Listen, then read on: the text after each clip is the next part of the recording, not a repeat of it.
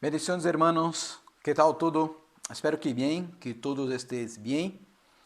Como também nós outros estamos aqui em esse período de quarentena, estamos bem. Claro, com muitas coisas por fazer, com as niñas, pero passamos bem.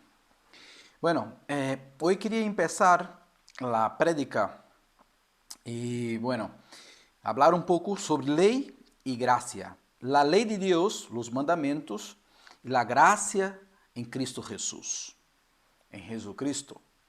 E empeço a prédica com Juan, capítulo 15, versículo 5, que diz: Eu sou la vid e vosotros las ramas.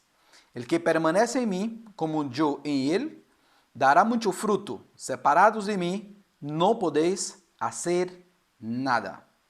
E outro texto que se encontra em Efésios capítulo 2, verso 8 e 9, que diz: Porque por gracia habéis sido salvados, mediante a fé. Isto não procede de vosotros, senão que é regalo de Deus, não por obras, para que nadie se jacte. Amém? 8 e 9.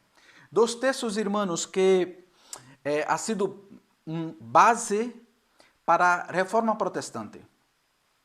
O segundo texto de Efésios, que acabamos de ler agora, ha sido utilizado por Martín Lutero com a reforma protestante. E Lutero utilizou desse texto dizendo que somos salvados por la fé em Cristo Jesus, não ha sido de obras. E o primeiro texto ha sido utilizado por Agostinho de Hipona. Esse texto que diz: separados de mim, não podeis fazer nada. E queria comentar um pouco sobre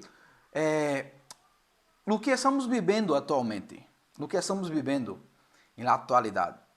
Vivemos em uma época em que as pessoas querem, intentam e perseguem a ideia de ganhar o coração de Deus por suas obras e seus méritos, suas labores.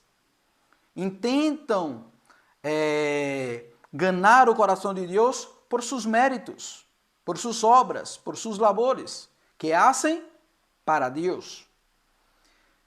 Podemos dizer que é como um niño que estudia todo o ano, passando por todas as dificuldades de todo o ano escolar, com a esperança de que seus padres, ao fim do ano, regale a ele alguma coisa. Simplesmente porque ha cumprido sua obrigação de aprovar em los exames. E há muita gente, muitos cristianos, que se dizem cristianos ou cristianos mesmos, enganados com esta ideia, pensando que podem conquistar a Deus por suas labores, em la obra de Deus, porque oram, porque ayunam, porque fazem evangelização, porque fazem coisas para Deus, para seu reino. E acreditam eles que com isso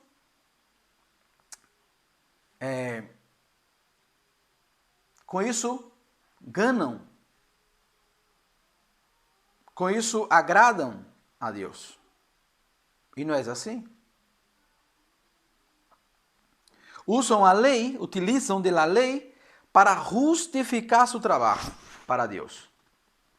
Utilizam a lei para justificar seu trabalho para Deus. E assim logram seus méritos tão deseados, supostamente reconhecidos por Deus. E seguramente por os homens. Trabalham por los resultados de sus esfuerzos. Trabajan por los resultados de sus esfuerzos. Podemos chamar crentes judaizantes. Crentes judaizantes. O seguidores del pensamento pelagiano.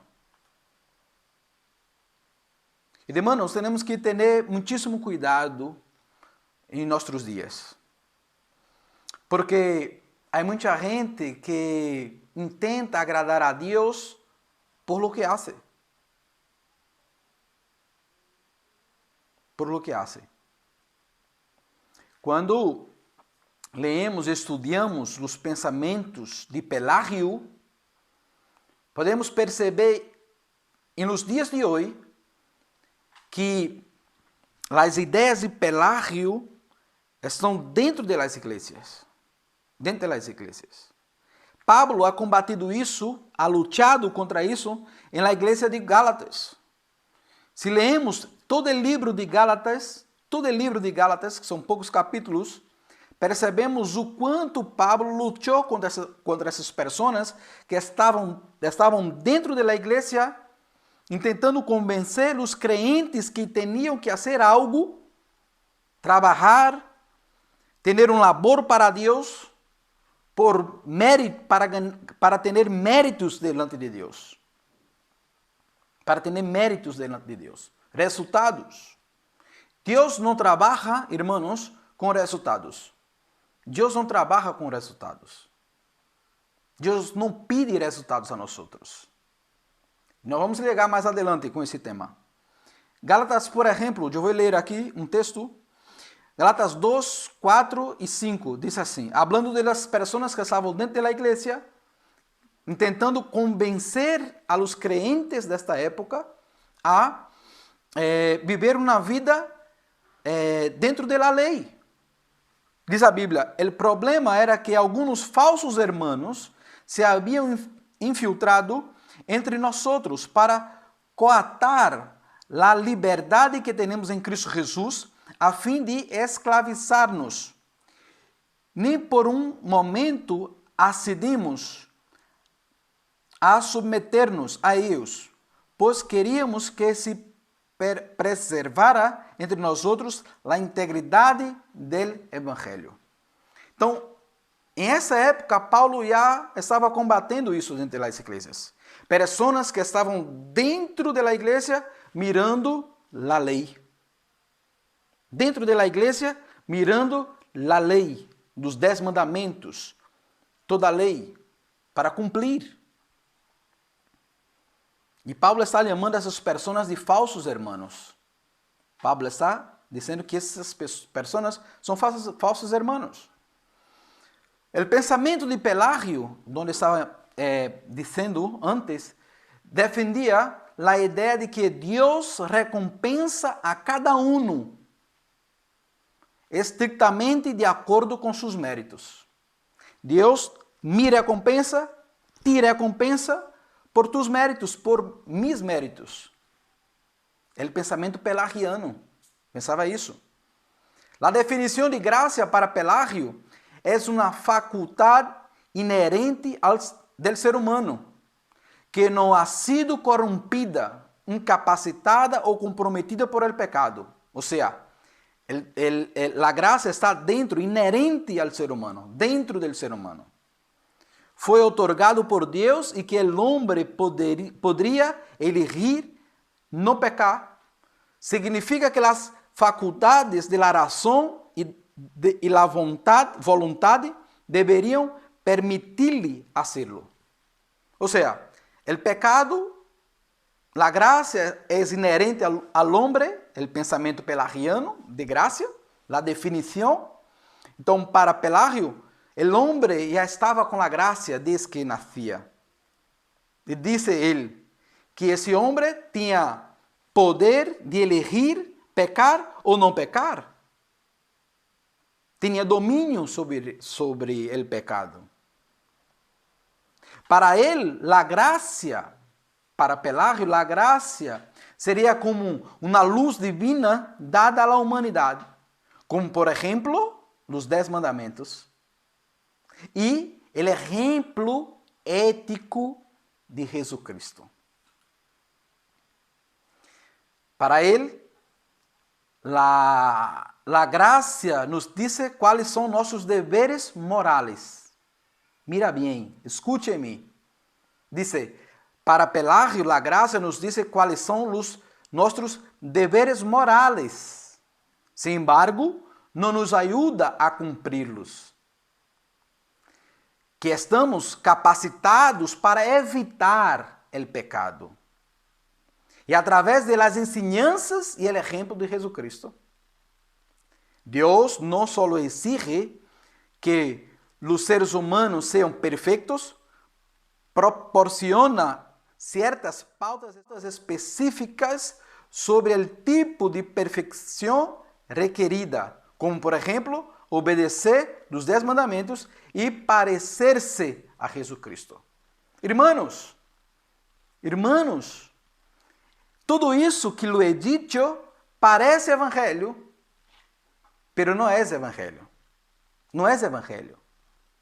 Quando Pelágio disse que a graça somos capacitados por Deus para evitar o pecado, a Bíblia, o Novo Testamento, não está dizendo que eu tenho que evitar o pecado. A Bíblia não diz isso. A Bíblia me orienta, diz-me que eu não tenho que pecar, que eu não posso pecar. Eu não tenho que viver das ensinanças de Jesus, mas eu tenho que entender que a vida de Jesus agora é a minha vida. É distinto, é diferente. Eu entender as ensinanças e seguir, isso é religião. Isso é lei. Eu vou apenas seguir os ensinamentos. Há muita gente dentro das igrejas seguindo os ensinamentos de Jesus. Os ensinamentos de Jesus. As ensinanças. Sabem tudo. O jovem rico cumpria toda a lei. E Jesus ha dicho, vete, vende tudo o que tienes e regala aos pobres. Então há muita gente que está confundindo, mesclando as coisas com o evangelho, e não é evangelho. Isso ha sido combatido por Agostinho de Hipona, sobre graça, esta heresia de Pelágio, onde deveríamos seguir o Jesus ético ou moral. Isso não é evangelho. Para Pelágio, a justificação, mira bem, escute-me, a justificação se basa em seus méritos. Em seus méritos, em mis méritos, los míos, los tuyos. Sus buenas acciones son el resultado del ejercicio de una libre elección, totalmente autónomo, y el cumplimiento de los deberes establecidos por Dios. Si yo cumplo los deberes establecidos por Dios, estou justificado. Irmãos, há uma diferença muito grande entre lei e graça. Muito grande, enorme, muito grande. Muito grande. Muito grande. Não podemos viver a lei e a graça ao mesmo tempo. Não podemos. Não podemos. A Bíblia não permite juntar os dois, mesclar os dois. Lei e graça. Lei e graça. Não permite isso. O Evangelho não é isto. Eu viver um Evangelho de lei e graça. Eu sigo a lei, algumas coisas, e sigo o Novo Testamento, a Jesus, a outras coisas. A Bíblia não permite isso. Não permite esse tipo de atitude. Quando pensamos em lei, eu vou entrar mais um pouco. Quando falamos de lei, devemos recordar que a lei não são apenas os 10 mandamentos. Não são os 10. A Torá, os 5 livros de Moisés são 613 leis ou mandamentos. 613 leis ou mandamentos, como queira. São 613. E quando estudamos a lei, em la Torá, os 613 são divididos em dois. 248 mandamentos positivos e 365 mandamentos negativos. São dois. Se dividem. Os mandamentos 248 positivos, que quer dizer obrigação, que tenho que fazer, tem que ver com os números dos ossos do meu corpo, do corpo humano. Os 248 mandamentos positivos têm que ver com os números de ossos do corpo humano, mas a suma de los órgãos mais importantes do corpo. E Deus estava dizendo com os 248 mandamentos: sigue hoje um conceito, um precepto comigo. Eu vou fazer contigo os 248 mandamentos. Eu vou fazer contigo. Os 365 outros mandamentos, que se chamam mandamentos negativos, é decir, um mandamento por cada dia do ano solar. Um mandamento 365, um mandamento negativo para cada dia do ano solar. E Deus estava dizendo a esse povo, a Israel, dizendo: não cometas uma transgressão hoje. Um mandamento negativo para cada dia do ano. Vale? Del total 613 mandamentos, 26 só podem ser aplicados dentro da terra de Israel. De los 613, total, 26 só podem ser cumpridos dentro da terra de Israel. Ou seja, são mandamentos, leis del templo, del governo civil e militar, leis relativas ao produto da terra, leis da saúde e leis das funções del Sanedrim em el Estado judío. Os 26 mandamentos estavam divididos em esses 5. Então, hermanos, e aí eu me pergunto, como eu, como crente hoje, posso mirar para Jesus e ao mesmo tempo mirar a la lei? Como puedo? Como puedo, hermanos? Como puedo eu, como gentil, querer viver a graça e a lei ao mesmo tempo? E observar a lei onde nadie poderia cumprir esta lei. Gálatas, capítulo 4, versículo 10, diz assim: seguis, Pablo, em livro de Gálatas, combate a lei dentro da igreja. Totalmente. Diz, seguis guardando os dias de fiesta, meses, estações e anos? Está combatendo dentro da igreja. Porque as pessoas queriam continuar servindo a Jesus e guardando coisas dentro da igreja. Guardando a lei. Corremos aqui a Bíblia, por exemplo, esse texto 4 de Gálatas. Esses dias de fiesta que Pablo está dizendo são os dias especiais. O sábado, o dia de expiação, los meses, las ocasiones, la luna nueva, la Pascua, el año sabático, las fiestas de Israel. E Pablo estava combatendo isso dentro da igreja. Dizendo, hermanos, seguís guardando os dias de festa, meses, estações e anos, como cristianos.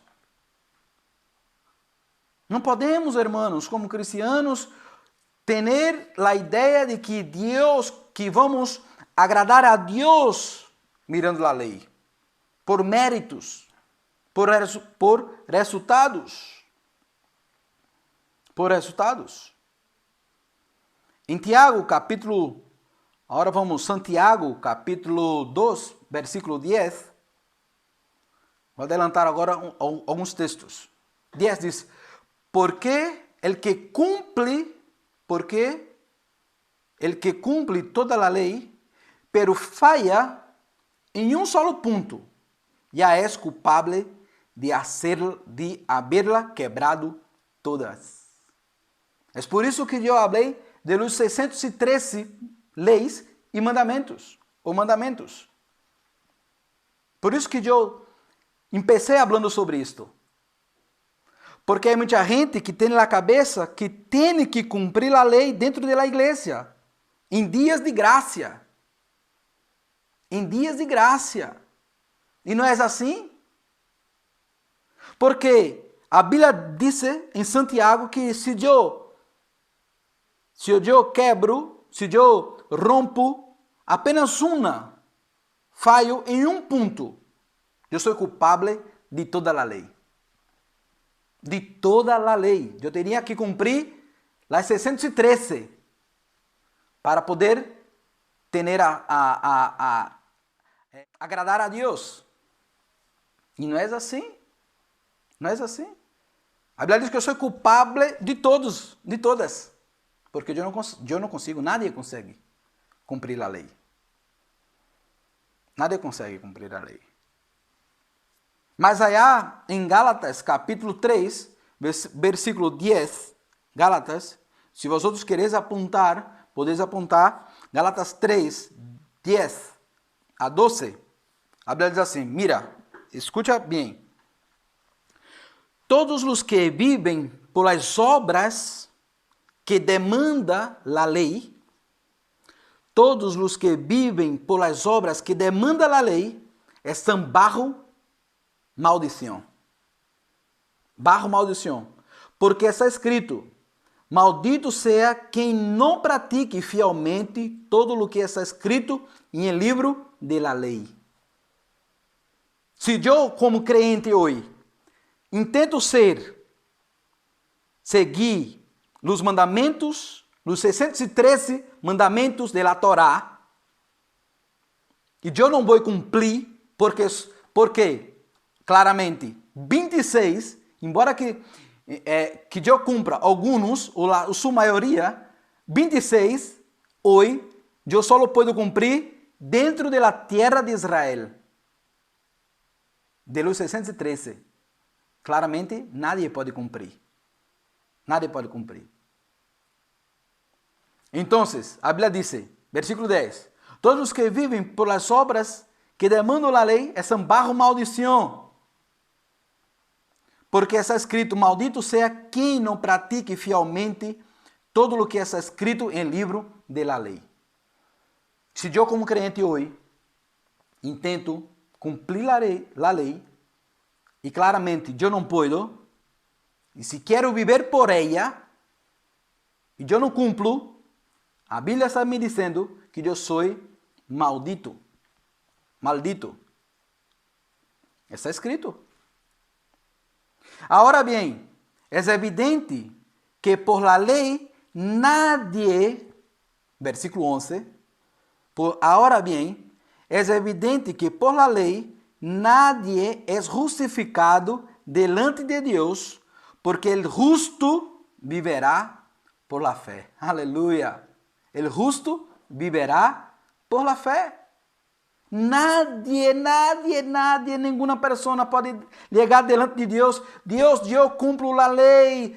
Eu hago isto, eu hago aquilo outro. Eu hago o que tu has dicho na lei. A lei é inútil delante do Novo Testamento. Não pode justificar-te. A lei é inútil delante da cruz de Jesucristo. A lei não pode justificar-te.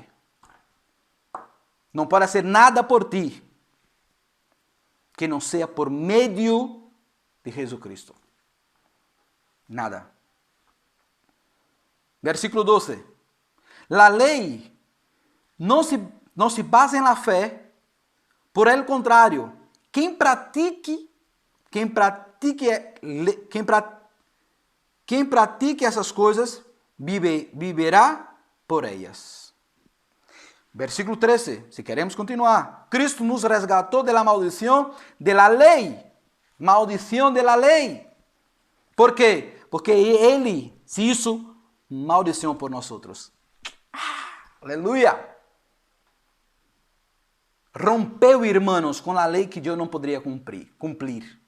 Os 613 mandamentos que Deus ha dado, solo um poderia cumprir e a ser maldito por nós que nós outros não poderíamos cumprir.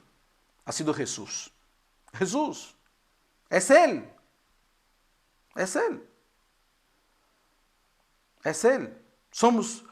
Nadie pode ser justificado por la lei. Se eu sou crente e tento me justificar diante de Deus por as coisas que eu hago, irmãos, eu estou perdendo meu tempo. Mi tempo. Gálatas capítulo 2, versículos 16. Gálatas 2, 16. A Bíblia me diz assim, mira. 16. Sin embargo, al reconocer que nadie es justificado por las obras que demanda la ley, sino por la fe en Jesucristo. Também nós hemos posto nossa fé em Cristo Jesus para ser justificados por la fé em Ele e não por las obras de la lei, porque por estas nadie está justificado. Nadie está justificado. Irmãos, déjame dizer uma coisa aqui.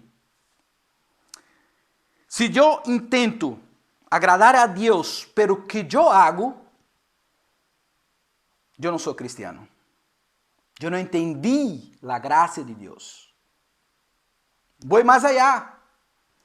Se eu oro, se eu vou à igreja, se eu ayuno, se eu pago minhas contas, minhas faturas, sou um bom homem, um bom marido, um bom padre, um bom esposo, um bom hijo. Irmãos, se eu me dedico à oração, à leitura da Bíblia, ao estudo, ao ensino, à obra de Deus, tudo que hago para Deus, e fazendo tudo isso, eu tenho em minha cabeça que estou fazendo para ter méritos delante de Deus. Eu não entendi nada da graça de Deus. Eu não entendi nada. Absolutamente nada. ¿Por quê? ¿Por quê, Maxwell? Porque só pode entender a graça de Deus quem está morto, quem ha morrido, quem está morto para Ele mesmo. Quando eu morri para meus pecados, minha vida, meus sentimentos, meus pensamentos, minhas ideias, meus planos, quando hago tudo isso, eu entendo a graça. Porque o que me hace orar é o Espírito de Deus que está em mim.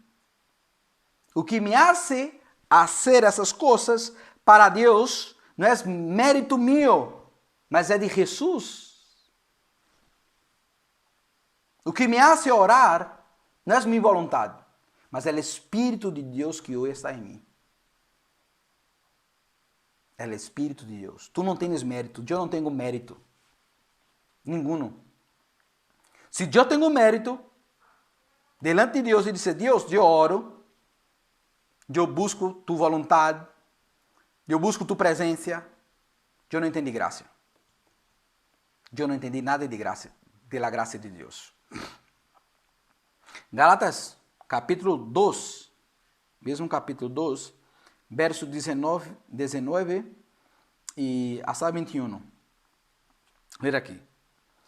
Eu, por mi parte, mediante a lei, he morto a la lei, a fim de viver para Deus. ¿Queres vivir para Deus? Tienes que morrer para a lei. Se queres ter vida para Deus, se queres e se eu quero ter vida para Deus, eu tenho que morrer para a lei.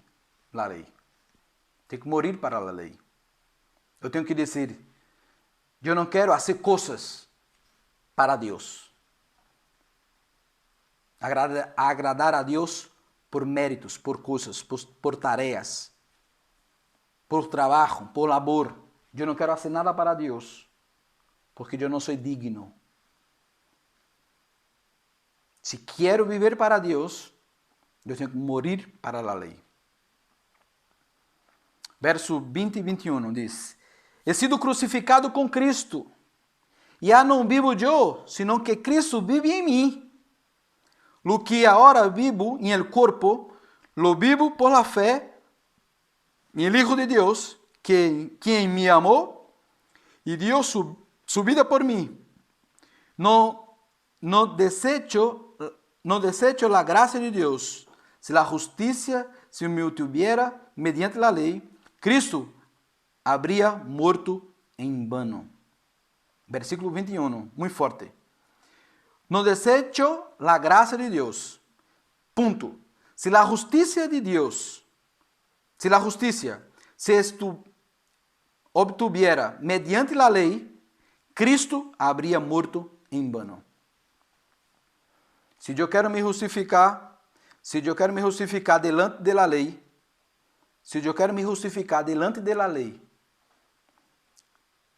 embora que seja a lei de Deus, se eu quero me justificar delante desta lei, eu estou dizendo que Cristo ha morto em vano.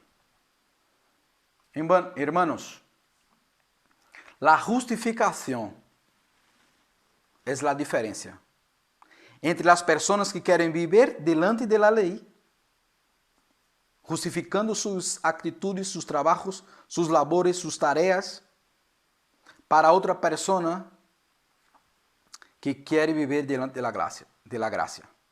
A diferença é essa. Quando falamos de graça, evangelho, falamos de justificação. A justificação, diz Gruden, Wayne Gruden, diz assim, a justificação, é um teólogo, e diz assim, a justificação é a linha divisória entre o evangelho bíblico de la salvação solo por la fé e todos os evangelhos falsos basados em buenas obras. Agustín de Hipona, há outra frase muito interessante. La gracia de Cristo, sin la cual ni los niños ni los adultos pueden salvarse, no se otorga como recompensa por sus propios méritos, sino que se otorga livremente, grátis. E por essa razão se chama gracia, gratia. E Agostinho hace um juego de palavras, grátis e gratia. Ele está dizendo, mira, essa salvação ha sido dada livremente, grátis, por meio desta gracia, gratia. E quando Agostinho hace esse juego de palavras, ele corre a palavra livremente, grátis, do término latino que diz sem custo, sem custo. e gratia de graça. Graça para Agostinho dá uma ideia de regalo. Ha sido Agustín la primera persona, Agustín de Hipona, la primera persona a definir la idea de gracia como regalo. Ha sido él, Agustín. E dice más, essa ideia começou com Agostinho dizendo que é um regalo de Deus, não é uma recompensa. Não é uma recompensa. Não é pelas minhas forças, pelo que eu hago para Deus. Irmãos, é graça de Deus. O Evangelho é graça de Deus. Graça de Deus. Puramente. Não merecemos nada. Nada, absolutamente nada de Deus. Nada. Martim Lutero tem uma frase interessante. Martim Lutero, diz assim: por mérito, ganhei o inferno. Graças a graça, ganhei o cielo. Há outra frase dele que diz: tenho mais medo de mi coração que del Papa e de todos seus cardenales. Irmãos, temos que entender que é a graça de Deus que nos justifica. Tudo que hago, tudo que pongo delante de Deus, se eu estou orando todos os dias, se eu estou lendo a Bíblia, se eu estou fazendo coisas para Deus, é por graça. Por graça. Por graça. Porque quando Jesus me vê, quando Deus me vê, ver a Jesus. Ver a Jesus. Quando lemos a parábola de los trabajadores de la viña, vemos que os trabalhadores que han trabajado todo el día, e outros que chegaram depois, receberam em Mateus capítulo 20, versículo 1 a 10, todos os trabalhadores que trabalharam na viña, todos eles ganharam um denário. Trabalharam e ganharam um denário. E Jesus está explicando essa parábola. E aqueles que trabalharam todo o dia, que han trabalhado todo o dia, perguntaram ao Senhor, ao dono, disse: tu não esperavam ganhar mais? Não, porque os que chegaram depois e trabalharam apenas uma hora, ganharam um denário igual. E eles perguntaram: por que esses que chegaram há pouco estão ganhando igual que nós outros? Jesus estava explicando, irmãos, que a promessa que o dono tinha hecho, o proprietário de la viña, havia prometido pagar-lhe a cada trabalhador um denário. Sempre que cada um trabalhara desde o momento em que lo contrataram até entardecer. Aunque isso significava que alguns trabalhariam todo o dia e outros por sol uma hora. Que Jesus estava dizendo? A graça de Deus. A graça de Deus. Irmãos, vamos ter muitíssimas surpresas quando chegar ao céu e mirar e dizer: mira, tu estás aqui? Se poderíamos, não? Se poderíamos reconhecer as pessoas, tendríamos muitas surpresas. Muitas pessoas que vão ganhar galardones mais que outros. E que, em teoria, trabalharam menos. Porque, irmãos, a fidelidade está em la persona que promete. Não é meu trabalho, não é tuyo, não é nosso trabalho. É a graça de Deus. Recordo dos dois ladrones na cruz, em Lucas capítulo 23. Os dois ladrones, os dois criminais, crucificados com Jesus. Não ha cumprido a lei, não participou de nenhuma igreja, não ha sido bautizado, não trabalhou, não cumpriu a lei, não ha cumprido a lei. E que? Que Jesus ha dicho para este? Te garantizo, hoje estarás comigo em el paraíso. Te garantizo que hoje estarás comigo em el paraíso. ¿Qué dissemos entonces para Jesús quando ha prometido el paraíso para este hombre? El primeiro hombre, después de la muerte de Jesús, a entrar en el cielo. Primeiro que os discípulos que trabalharam a vida, que entregaram suas vidas. Alguns han sido crucificados, mortos por Jesus, por amor a Jesus. E esse entrou em el cielo. Não ha cumprido os mandamentos, não ha sido bautizado, não ha sido frequentador, participou de nenhuma igreja. E Jesus ha dicho, hoje estarás comigo no paraíso. Porque não há méritos, hermanos, em nós outros. Não há mérito. Não há mérito. E queria terminar esta reflexão com as palavras de Jesus. Jesus ha dicho, ven a mim, ou vení a mim, todos ustedes que estão cansados e oprimidos, e lhes darei descanso. Tomar mi jugo sobre ti, e aprendei de mim, que sou manso e humilde de coração, e encontrarás descanso para tus almas, porque mi jugo é fácil e mi carga é ligeira. Talvez vosotros ou alguma pessoa que esteja escutando esta mensagem está tentando buscar a Deus, agradar a Deus de sua maneira,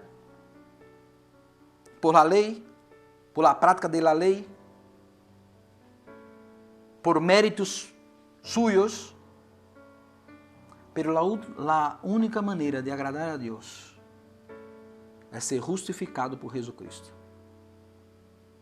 É quando Jesus, a justificação, é isso. É tornar justo. Quando Deus me hace justo delante dele, quando põe delante de mim Jesus Cristo. Tudo que eu venga a ser não tem nenhum valor. Nada. Estudar teologia, predicar todos os dias, oração, praticar a lei, tudo isso não é comparável com a obra de Jesus na cruz. Busca Jesus, busca sua presença, sua vida,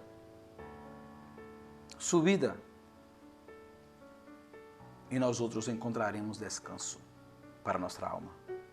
Amém? Que Deus te bendiga, que Deus te llene de seu Espírito e de sua palavra e de sua graça, não de la lei, mas de sua graça. Amém? Que Deus te bendiga em nome de Jesus. Amém.